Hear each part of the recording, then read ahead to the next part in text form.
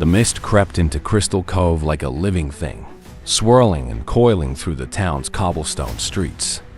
It was as if the fog itself held a purpose, smothering the town in an unnatural stillness. The vibrant colors of the quaint buildings were dulled, their charm overshadowed by an eerie pall. Even the street lamps seemed powerless against the dense veil, their light dissolving into the fog as though swallowed by some unseen force. The air was heavy and damp, pressing on the town with an ominous weight. Over the past week, the mist had grown thicker each night, and with it came whispers of something sinister lurking within. In the pale light of early morning, a shadow emerged from the fog.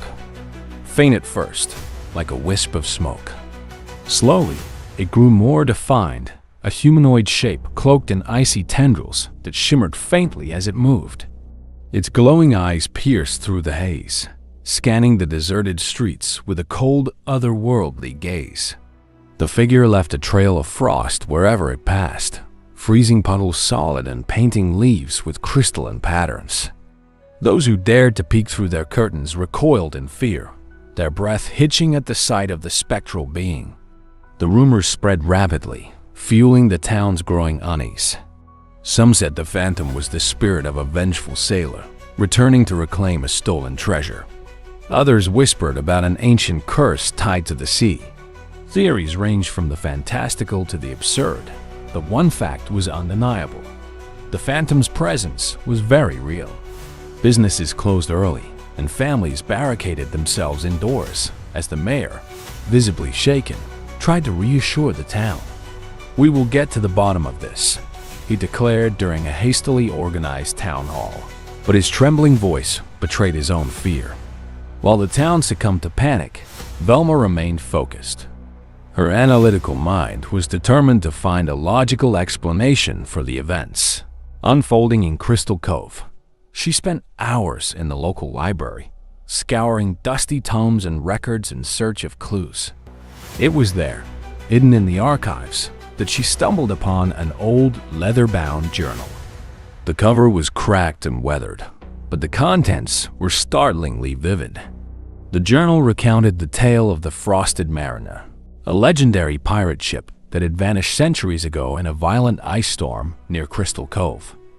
The author of the journal described eerie occurrences tied to the ship's disappearance. Ghostly figures appearing in the fog, icy winds that froze ships mid-voyage, and whispers of a treasure cursed to bring ruin to anyone who dared claim it. Velma's eyes narrowed as she turned the brittle pages. The icy trails, the spectral figure. "It all matches what's happening now," she murmured. Snapping the book shut, she knew she had to share her findings with the gang. Meanwhile, Daphne was captivated by the haunting beauty of the frost patterns left behind by the phantom. Each design was intricate and precise, resembling delicate snowflakes frozen in motion. Her fascination drove her to follow the icy trails, which led her to the outskirts of town, where the remnants of an old glass factory stood. The factory had been abandoned for decades, its shattered windows and rusting machinery a stark contrast to its once thriving days. Yet, there was something about the place that felt alive, as though the phantom's presence lingered within its walls. Daphne snapped photos of the frost patterns, comparing them to the designs etched into the broken glass of the factory's windows. The similarities were undeniable. "This place is more than just an old factory," she thought, her instincts telling her it was a key piece of the puzzle. Returning to the van, she shared her findings with the rest of the gang. Fred, ever the strategist, listened intently, his mind already forming a plan of action. Under the cover of twilight, the gang ventured into the derelict factory. The building loomed against the foggy skyline, its towering silos casting long, menacing shadows. Shaggy and Scooby lagged behind, their reluctance palpable. "Why do we always end up in the creepiest places?" Shaggy muttered, clutching a sandwich for comfort. Scooby whimpered in agreement, his ears drooping as he glanced nervously at the darkened windows. Inside, the factory was a maze of rusted machinery and decaying walls.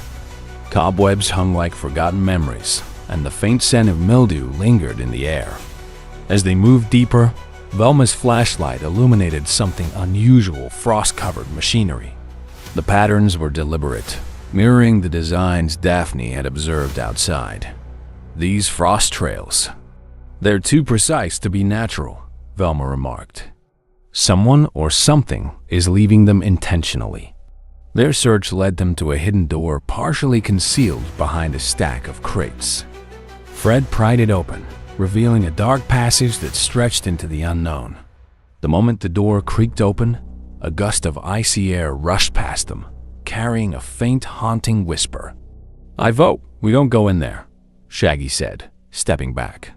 Before anyone could respond, the phantom appeared, its glowing eyes blazing in the darkness. Chaos erupted as the gang scattered. The gang's footsteps echoed through the factory as they fled. The phantom glided after them, its icy aura freezing everything in its path. Shaggy and Scooby ducked into a side room, slamming the door behind them. "This is why we stick to snacks, Scoob," Shaggy panted, pressing his back against the door. Meanwhile, Fred, Daphne, and Velma regrouped near the entrance, their minds racing to make sense of what they'd seen. Back at the van, Velma examined a shard of frosted glass Daphne had grabbed during the chaos.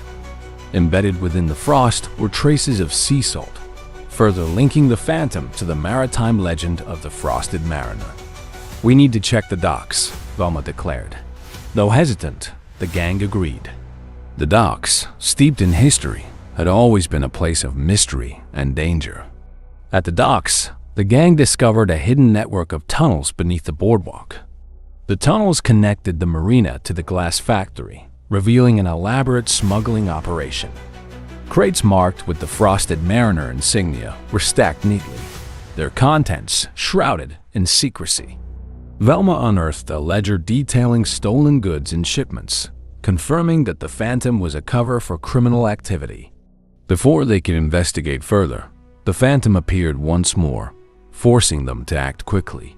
Fred set an ingenious trap using items from the crates, while Daphne distracted the phantom with a flare. Velma overloaded a freezer unit to create a dense fog, obscuring the gang as they ensnared the phantom in a reinforced net. As they cautiously approached, they pulled off the mask to reveal Gerald, the assistant to the factory's reclusive owner. Gerald's cooling suit and manipulations of the legend had allowed him to carry out his smuggling operation undetected. His greed and desperation had driven him to terrify the town. With Gerald's confession, the gang ensured the stolen artifacts were returned to their rightful owners. As the fog lifted and Crystal Cove returned to its usual charm, the townspeople celebrated Mystery Inc.'s bravery. Velma, reflecting on the power of myths, couldn't help but wonder what other legends might hold kernels of truth, waiting to be unraveled.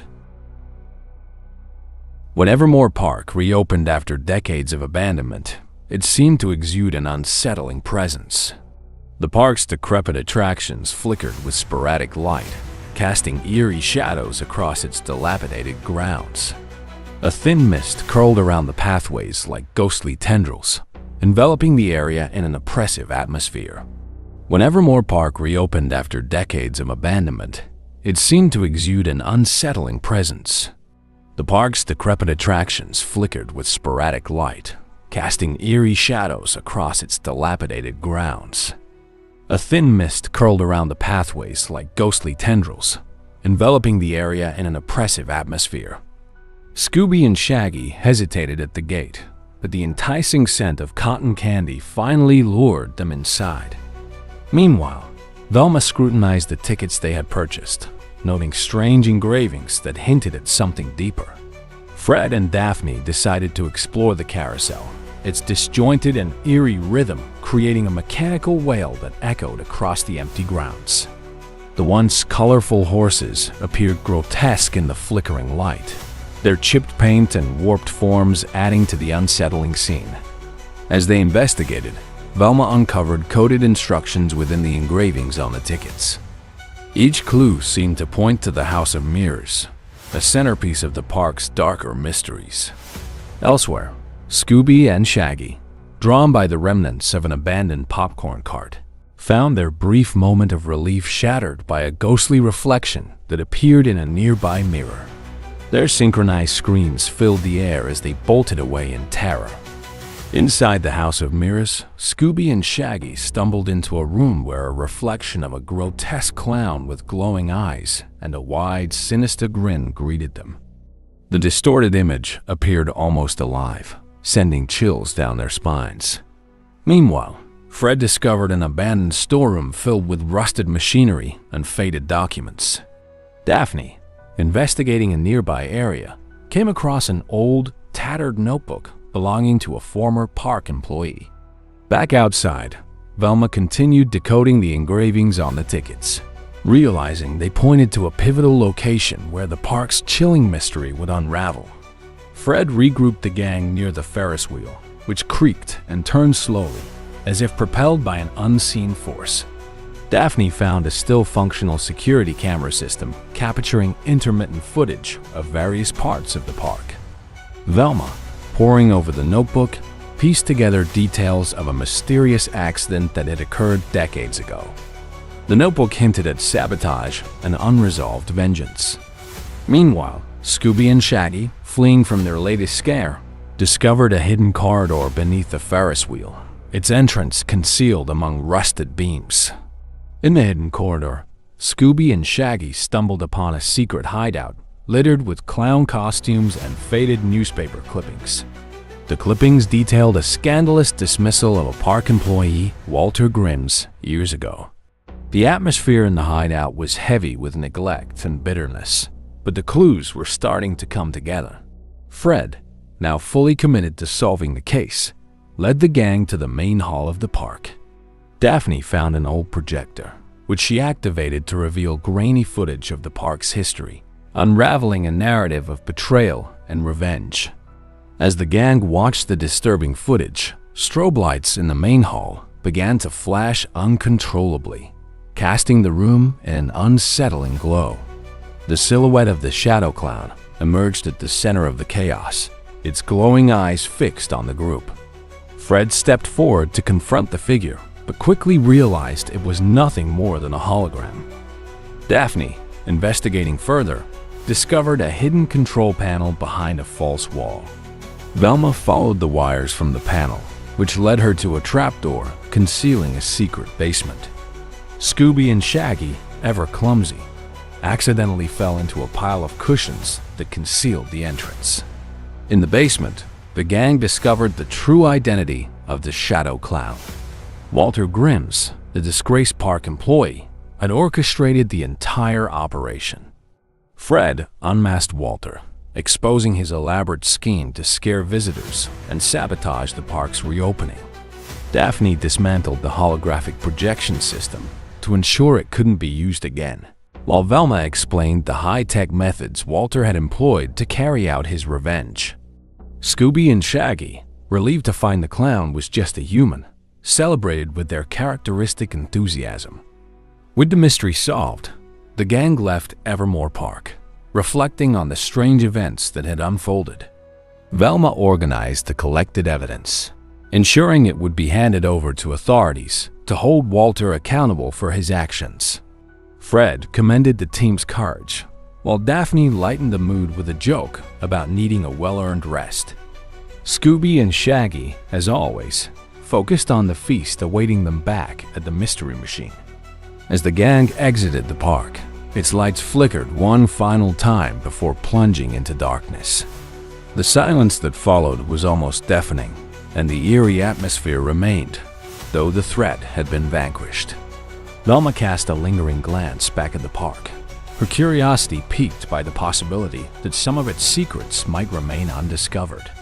Scooby, relieved to be out of harm's way, hugged Shaggy, grateful for their safety. Back in the Mystery Machine, the gang settled into a moment of calm. Fred reviewed their case notes, ensuring every detail was recorded.